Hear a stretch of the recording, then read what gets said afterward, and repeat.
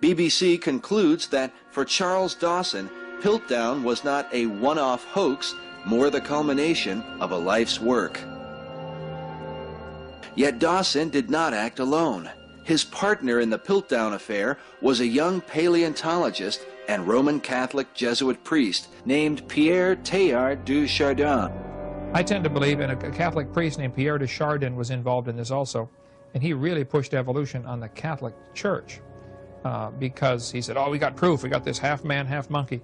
After Dawson's death, Teilhard would become heir to the find of the century and may be the man most responsible for the normalization of evolutionary thinking in Western culture today.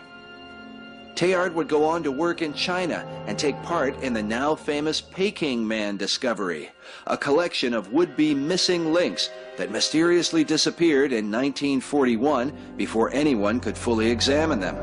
Of 175 fossil fragments recorded, all were supposedly lost.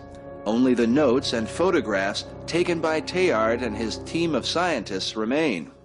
Modern critics question the integrity of the find because of Teilhard's association with Charles Dawson, the Piltdown faker. But Teilhard's scientific deceptions are minor when compared to the theological abyss that he sought to drag himself and humanity into.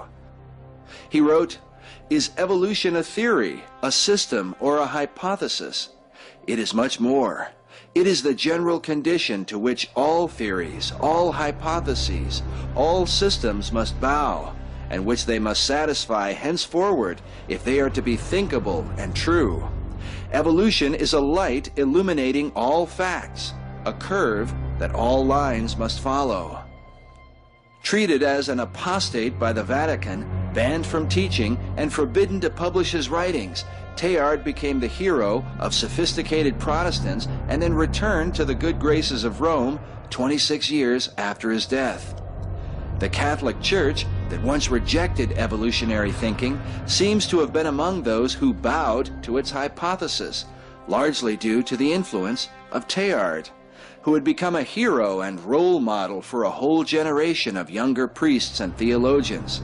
He set the stage for the renewal movements which finally came to flower in the era of Vatican II. Vatican II is the Catholic document that launched the ecumenical movement for the purpose of ultimately unifying mankind in a universal faith. Evolution plays a key role in ecumenism since the pagan religions of the world are largely based on its precepts. Under Pope John Paul II, Rome now considers evolution to be a part of the gospel truth. It is reported that the Pope has put the teaching authority of the Roman Catholic Church firmly behind the view that the human body is the product of a gradual process of evolution. But the influence of this Jesuit priest would reach far beyond the walls of Rome. In 1985, author Marilyn Ferguson published her controversial book, The Aquarian Conspiracy, which USA Today called the Handbook of the New Age. In it, Ferguson describes a worldwide conspiracy of people seeking to bring about a paradigm shift in global consciousness. In the Los Angeles Times, Marilyn Ferguson revealed that Teilhard was the name most frequently mentioned by 185 leaders in the New Age movement when Ferguson asked who was the most influential person in their lives. By the end of the 20th century, Teilhard du Chardin would be known by many as the father of the New Age. Teilhard died in 1955, but his passing only marked the beginning of his meteoric rise to fame. His treatises, long suppressed, were published and quickly translated into all major languages. Harvard's Widener Library now houses an entire tier of books devoted to Teilhard's writing and thinking. Today, more and more people, Christians as well as non-Christians, accept his views and take keen interest in studying his philosophy. He has become known for his theory that man is evolving mentally and socially toward a final spiritual unity.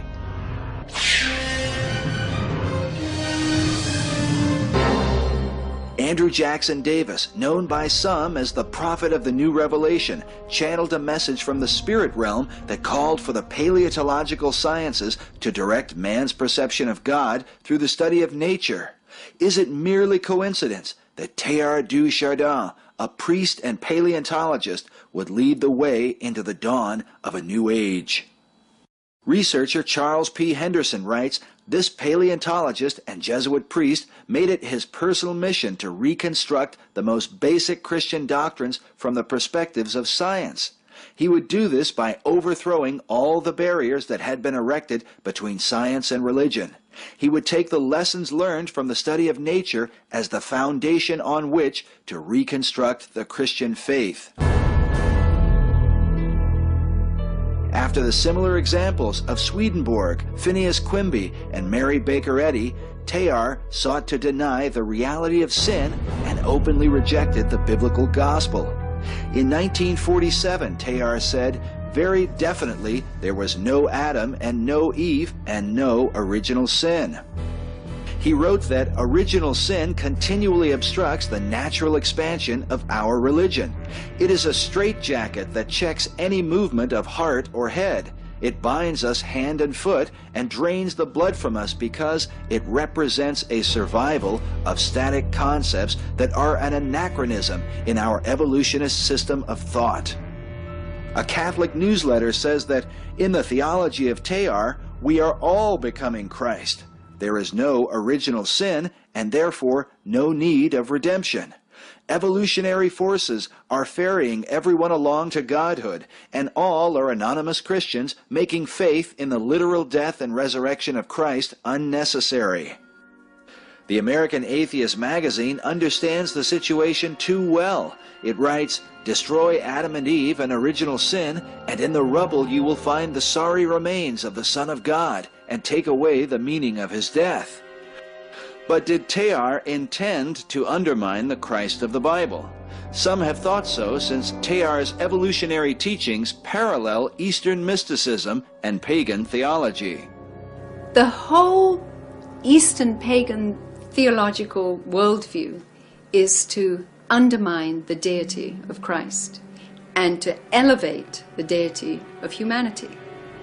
So Eastern mysticism, paganism, is talking about the God within. The way they Christianize it is by saying Christ is within me. I am the Christ, or the Antichrist that's going to come is the Christ, or the Lord, the Maitreya. So all of it is actually lessening the work of Christ, and man is elevated to a Christ-like person. And you'll find that in most of the cults, they will not give, Christ is not given the position of deity. Another researcher writes that Roman Catholic scholar Pierre Teilhard de Chardin taught that the God to be worshipped is the one who will arise out of the evolving human race. Surely man's desire echoes Lucifer's proud boast. The book of Isaiah says of him, how art thou fallen from heaven, O Lucifer, son of the morning? For thou hast said in thine heart, I will ascend into heaven. I will exalt my throne above the stars of God. I will ascend above the heights of the clouds. I will be like the Most High. I will. You know, this guy's an egomaniac, self-deceived egomaniac. I think he really thinks he's going to win the battle with God. Anyway, he said, I will be like the Most High. I mean, you got to be really deluded even to say that. That's the impossible dream. How many Most Highs can there be? I mean, you can't have. That's why God is called the Most High God. Okay? Now, there are a lot of other pretender gods. But he says to them, Jeremiah 10, verses 10 and 11, I'm the true God that created this universe. You say to the gods who have not made this heaven and earth, they will perish from under this heaven and from this earth. So, in that one ambition, I will be like the Most High, Lucifer did away with monotheism, one true God. He introduced polytheism. There will be many gods. Well, I'll be one of them. In fact, he's going to be the supreme